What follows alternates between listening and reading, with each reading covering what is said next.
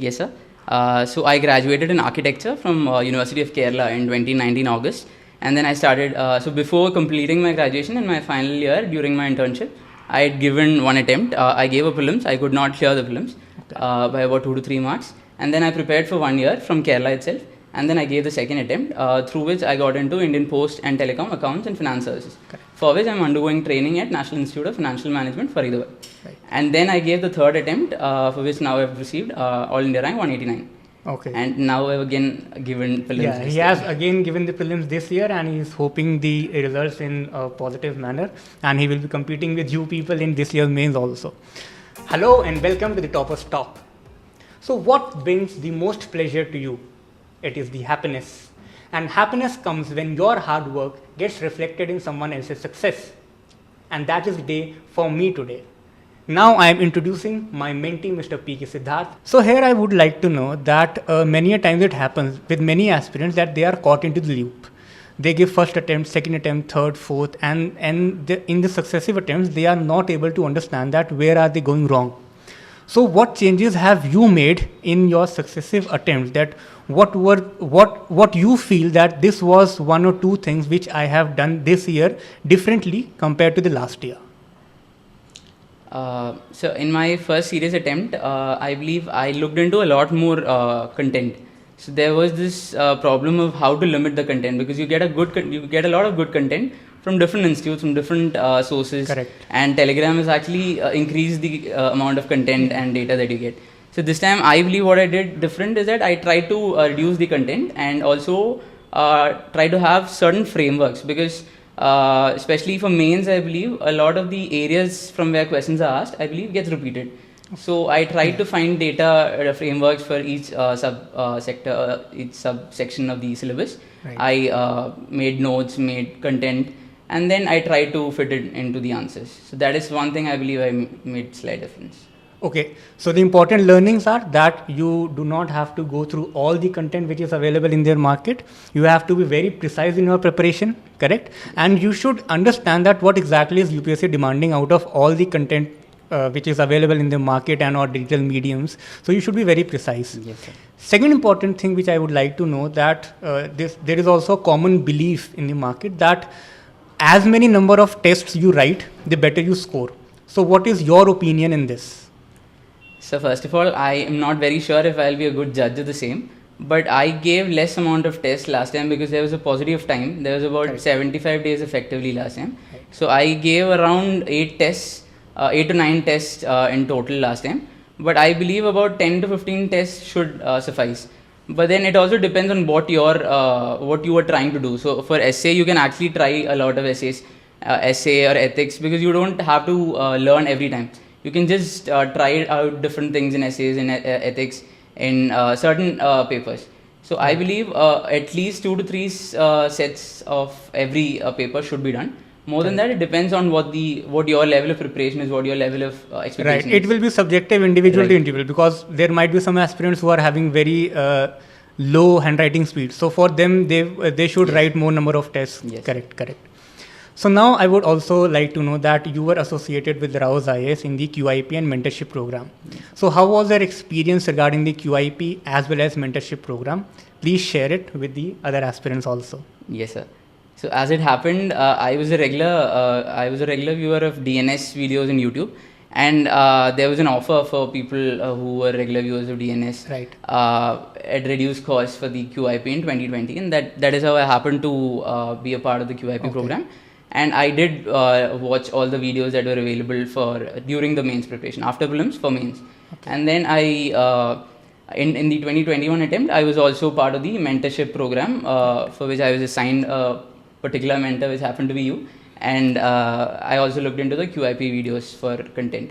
So on the aspect of what exactly I took out of them, basically, even though I had a decent idea of what to write, there was always the issue of whether this was good enough, and whether there are like certain slight things that have to be looked upon, like whether you have to label them, or whether and it might be different for each paper. For GS1 it would be different, for GS4 it would be different. Correct. So, and even for things that are small, if you have certain like if somebody tells you that this is good enough, you get a feeling that you can look into other topics now.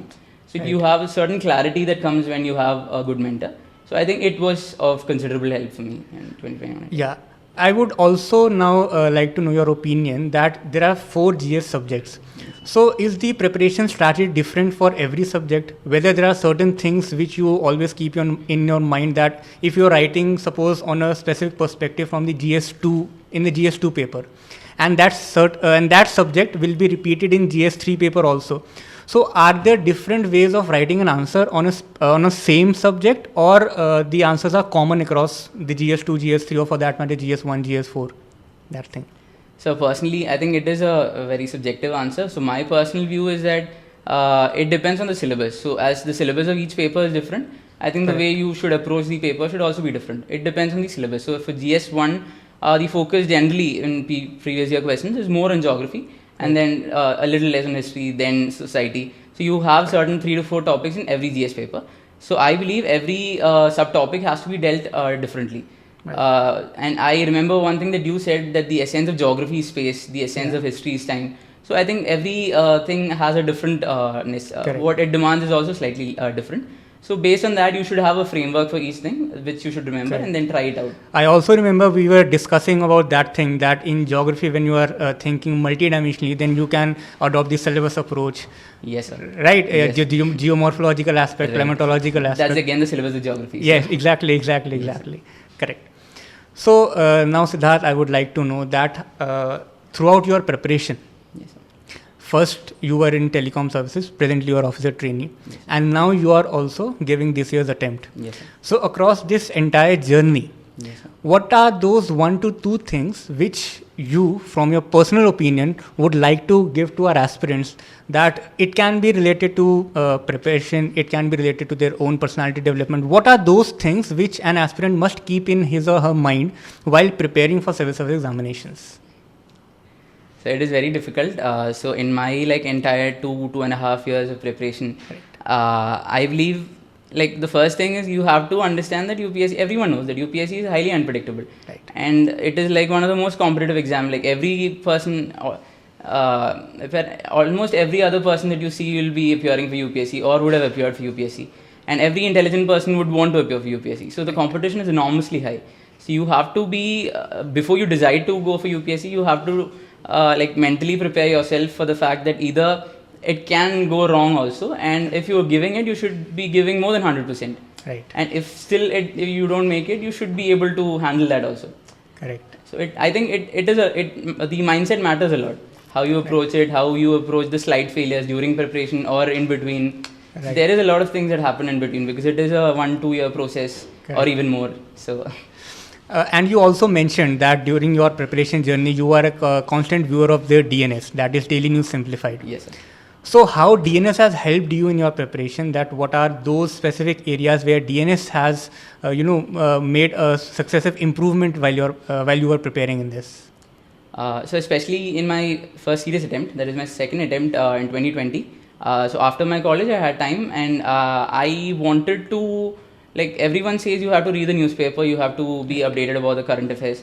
So I wanted something that could be easily viewed when I was not doing anything, when I was not productive, and also to have an idea on what the background is. So right. You have content in good websites also, but then videos are slightly more effective, I believe. That's why YouTube was very helpful, especially DNS. So I watched DNS for an entire year in my 2020 preparation. So it helped me, I believe, in creating a foundation. So a lot of the things in GS also repeats. In GS1, a question on water is it is invariably asked every year. Right. Or be in GS2, judiciary, or some areas are very repetitive in IR. So a lot of the things, if you know the background of a news topic, the chances of approaching it, being familiar with it, being updated on it is larger. So I think in that way DNS did help a lot.